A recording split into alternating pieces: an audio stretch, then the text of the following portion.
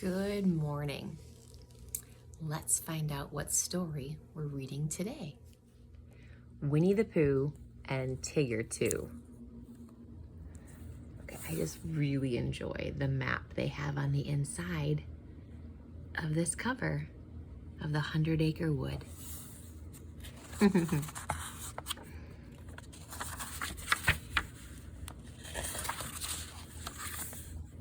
One morning, Winnie the Pooh was on his way to visit his friend Piglet. Although Pooh's head was stuffed with fluff, he was a cheerful fellow. As he walked along through the woods, he was humming a song to himself. Pooh did not look where he was going. All of a sudden, someone bounced into him. Pooh found himself flat on the ground. Tigger was sitting on his tummy. "Hello, Pooh," said Tigger. "It's a fine day for bouncing." Tigger helped Pooh get up. "Thank you, Tigger," said Pooh. "I was just thinking it's a fine day for going to visit Piglet." I was on my way to see Rabbit," said Tigger, "but I will come along with you." And Tigger bounced away. Tigger bounced on ahead of Pooh. He bounced so fast and he bounced so far that he bounced right into Piglet. "Tigger," cried Piglet, "you scared me." "I'm sorry," said Tigger. He helped Piglet to get up. "Now I'm off to see Rabbit," said Tigger. "Why don't you and Pooh come with me?" Away he bounced again. Tigger bounced into Rabbit's garden. Rabbit was busy counting his carrots. Suddenly, Tigger bounced on top of him. "Hello there, Rabbit," said Tigger. "Tigger, you're a pest," cried Rabbit. When Pooh and Piglet reached the garden, they helped Rabbit to his feet. Rabbit was very angry at Tigger. "Why are you always so bouncy?" he cried.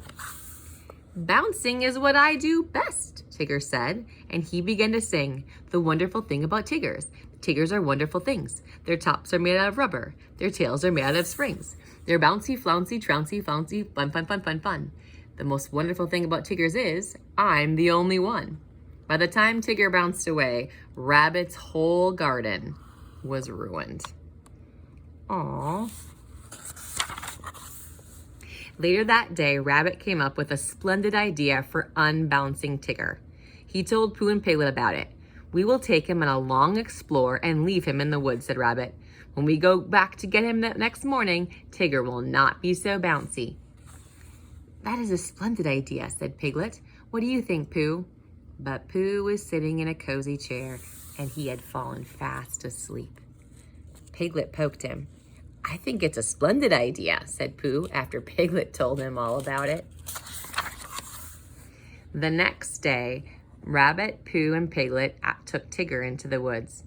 "When we come back to get Tigger tomorrow," said Rabbit, "the bounces will be all gone. He'll be a sad Tigger, a sorry Tigger, a Rabbit, I'm so glad to see you Tigger." Tigger bounced farther and farther away. He did not know about Rabbit's idea to leave him in the woods. Not very kind.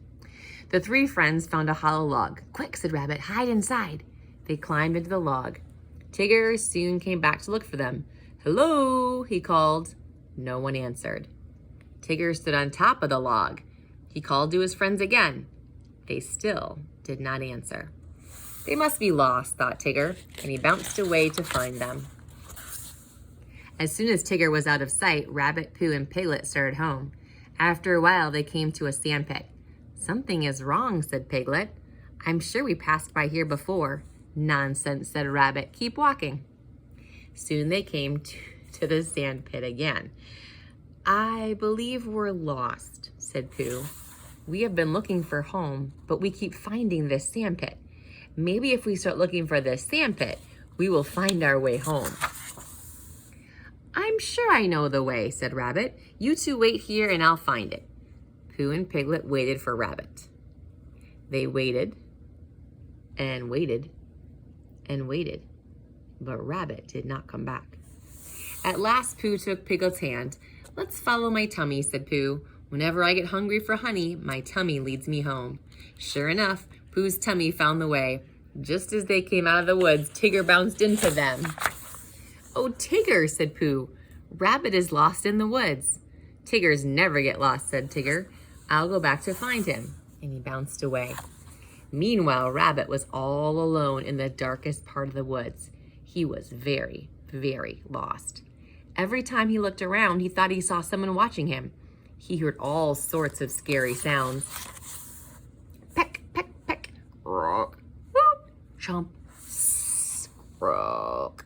Then Rabbit heard someone creeping in the bushes. "Hello, Pooh. Hello, Rabbit," he shouted. Suddenly, he was bounced to the ground. "Tigger," Rabbit cried. "I am so glad to see you." Tigger led Rabbit out of the woods. Poor Rabbit. His splendid idea for unbouncing Tigger had not worked out very well. Bright and early the next morning, Tigger went to Kanga's house. Kanga was busily sweeping the yard. "May I take Roo for a walk with me?" asked Tigger. "Of course, dear," said Kanga. As Tigger bounced along, Roo rode on his back. "Can Tiggers climb trees?" asked Roo. "That's what Tiggers do best," said Tigger. "I will show you."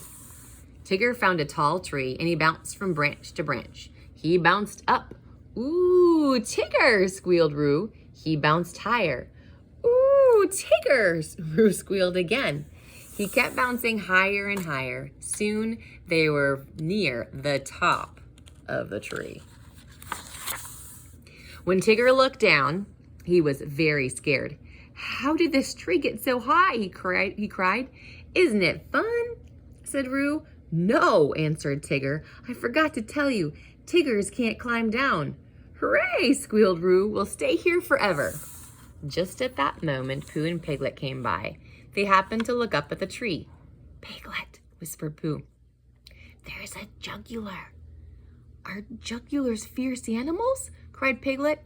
"I'm not really sure," said Pooh. "Let's walk a bit closer and see." When Pooh and Piglet reached the tree, they saw Tigger and Roo near the top. "Hello," called Roo. "Tigger is stuck." "Don't worry, Tigger," called Pooh. "We will get Christopher Robin. He'll think of a way to rescue you." Before long, Christopher Robin appeared. He ran to the tree with Rabbit and Kanga. "I do hope Tigger has learned his lesson," said Rabbit. "Maybe he'll stop bouncing now." Christopher Robin took off his coat. He told everyone to hold onto a corner so Roo could jump into it. After Roo came tumbling down, Christopher Robin called up to Tigger. "Now it's your turn to jump," he said. "Tiggers don't jump, they bounce," said Tigger. "But if I ever get down from here, I promise never to bounce again." "Did you hear all that? Did you all hear that?" cried Rabbit. "He promised to stop bouncing." Tigger closed his eyes and let go of the tree. Down, down, down he fell. He landed on the coat with such a thump that everyone fell backward. Tigger was happy to be down. He started to bounce. But Rabbit held up his hands. "No bouncing, Tigger," he said. "You promised never to bounce again." "That's right," said Tigger. "I did." Tigger began to walk away. Without his bounce, he was a very sad Tigger indeed. Roo watched his unhappy friend. "I like the old bouncy Tigger better," he said. "So do I, dear," said Kanga. "So do I," said Pooh and Piglet. Everyone looked at Rabbit. "Well," said Rabbit, "so do I guess." All of a sudden, Tigger came bouncing back. "Do you really mean it, Rabbit?" he cried. "May I have my bounces back?" "Yes," said Rabbit, "I really mean it." "Hooray!" said Tigger, and off he bounced, happy to be his bouncy old self again. And then there's again the map of 100 Acre Wood. Now this story reveals a really important gold nugget. It's one I want you to remember. Rabbit planned an unkind plan for Tigger to hopefully teach him not to stop bouncing. Now, to make an unkind plan is kind of like to dig a pit that you hope somebody else falls into. It's not a kind thing to do. But I want you to notice who fell into that pit or that unkind plan. It wasn't Tigger, it was Rabbit, the one who made the unkind plan. So the gold nugget I want you to remember is, if you dig a pit for someone else to fall into, you will end up falling into that pit yourself. And I would rather you be able to avoid that situation. So we don't want to make unkind plans or dig pits for other people. Because in fact, if we do, they will be able to escape it, but we fall into it ourselves. So let's make sure that things that we're frustrated about somebody else, we're praying about, but that we make sure our plans for other people are kind. Thanks for joining me here today. This was a story with a really big, important gold nugget, and I'm glad to have been able to share it with you. Thank you so much for joining me to read these books. I love reading with you every single day, and I will look forward to seeing you back here tomorrow.